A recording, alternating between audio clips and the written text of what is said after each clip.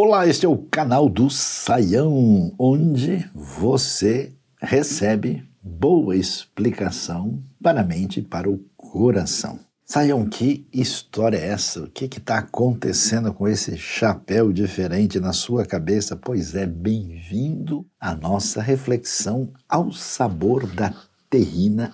Aprendi teologia palestina. Bom, eu vou contar para vocês, eu estava em Jerusalém, tem até aqui a lembrança, né? Deixa eu ver se o que fica melhor, né? Esse chapéu aqui de Jerusalém, um tanto quanto assim, cheio de cores demais, você pode olhar aí, mas eu tive uma experiência extraordinária com gente muito querida, muito amada da comunidade palestina ali, daquela cidade que solicita sempre uma paz duradoura. Pois é, mas vamos voltar então para essa realidade palestina e eu vou contar aqui a minha experiência. Que história é essa? Bom, você sabe que o mundo do Oriente Médio é um mundo meio diferente, né? Eu me lembro aqui, estava lembrando do texto de Gênesis 18, quando fala de Abraão, né, que é o pai de todos os semitas, de judeus, árabes e outros também. Diz o texto que ele trouxe então coalhada, leite e o novilho que havia sido preparado e o serviu.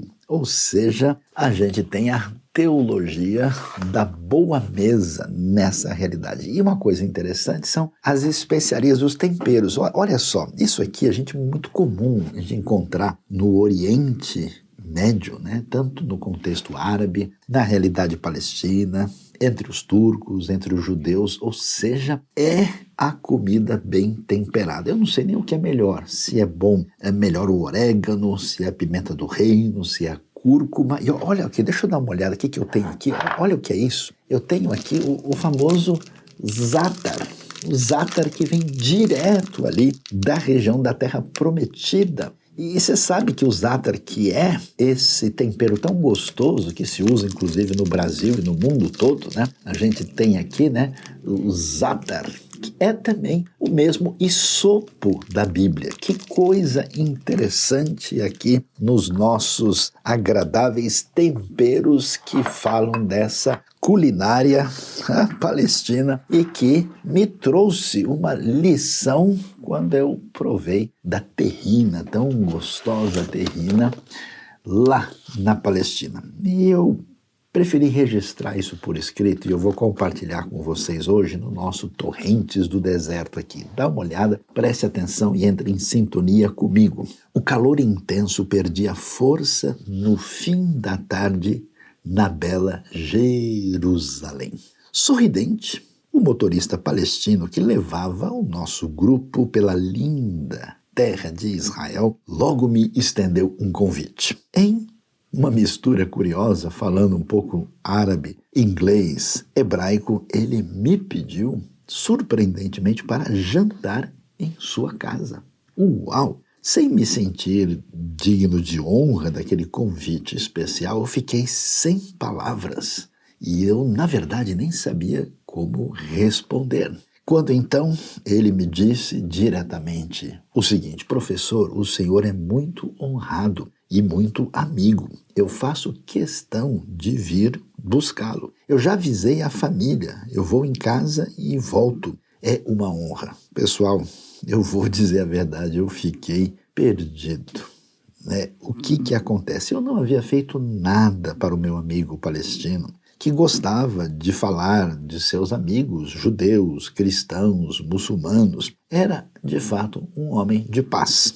Eu só tinha conversado com ele coisas simples, eu troquei algumas frases em árabe, Kefak, Habibi, Kulu Tamam, Mabsut, Ana Meal, Varazil, assim, brincando com ele. E falamos até sobre algumas músicas interessantes e bonitas que são ouvidas na região. Eu fiquei surpreso, até porque todo mundo sabe que nem sempre as conversas na região, em função de uma série de tantos problemas, nem sempre as conversas são boas e pacíficas. E de fato, é triste a realidade que acontece no ambiente do Oriente Médio, no contexto árabe, na realidade palestina, com a presença de pessoas, líderes religiosos, políticos, que enveredam as pessoas por caminhos de destruição e ausência de paz. Então, o que aconteceu?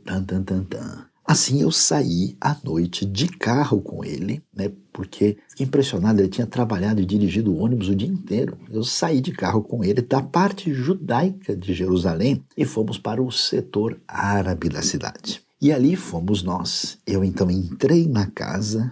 Pessoal, que coisa extraordinária. Eu fui recebido com honrarias constrangedoras. E não era só a família, tipo ele, os pais, os irmãos, não, era um clã, veio todo mundo. Os tios, os primos, etc., aquele monte de gente, muçulmanos, palestinos de Israel e Jerusalém, com um banquete que, sinceramente, deixa eu cheirar aqui, ó, pedia um amém. Que coisa gostosa. Eu não sei se você já experimentou assim um baba ganoush, né? Que coisa interessante. Você já comeu essa comida do ambiente do Oriente Médio árabe? Que delícia! É muito gostoso. Pois é, então, como as coisas caminharam, e eu, como conheço o alto custo de tudo em Israel, um misto de vergonha e surpresa tomou conta de mim. Eu pensei comigo, olha, nossa, esse jantar aqui saiu bem caro. Oh, na verdade, tinha de tudo lá. Tinha carne, esfirra, arroz atípico, quibe, tâmaras locais, que são uma delícia, a sobremesa malabi, o famoso baba ganoush, né, o delicioso hummus e a tradicional terrina. Que coisa impressionante. Não é, na verdade, eu preciso confessar que, cheio de preconceito da minha parte, e debaixo desse pobre individualismo ocidental, eu pensei comigo, olha que coisa, não existe comida grátis. Eu acho que, de alguma maneira, isso vai ter um desdobramento difícil para mim. Tudo tem preço. Haveria um custo desse jantar tão especial, tão diferenciado, tão inusitado? Pois é, o tempo passou, a conversa foi boa, a comida deliciosa foi dividida, a gente então ali celebrou e a noite chegou ao fim. Com muita gratidão, eu me despedi de todos, né, falando Shukran, Habib, né, obrigado, e até mesmo falando Todá, né, amigos, porque eles também falam hebraico e árabe. Obrigado. Feliz, meu amigo então me levou ao hotel. Constrangido diante dele, naquela situação embaraçosa para mim, porque ele tinha trabalhado o dia todo e ainda tinha, né, me dera aquele banquete. Eu tentei dizer alguma coisa, assim, querendo, sabe, meio que inconscientemente, pagar por tudo aquilo especial que eu tinha recebido e aquele sacrifício daquele jovem que se mostrou tão altruísta. E aí, quando eu tentei dizer alguma coisa, ele meio que percebeu e ele, me olhando nos olhos diretamente, ele falou: professor, agora a minha casa é a sua casa. O Senhor, para nós aqui, é família. Chegou a Jerusalém, pode vir direto para nossa casa. E ele nunca me pediu nada. Eu demorei para entender aquela bela teologia palestina ao sabor da boa terrina. Então, olhei, pensei, refleti, tentando aprender alguma coisa na minha limitada compreensão.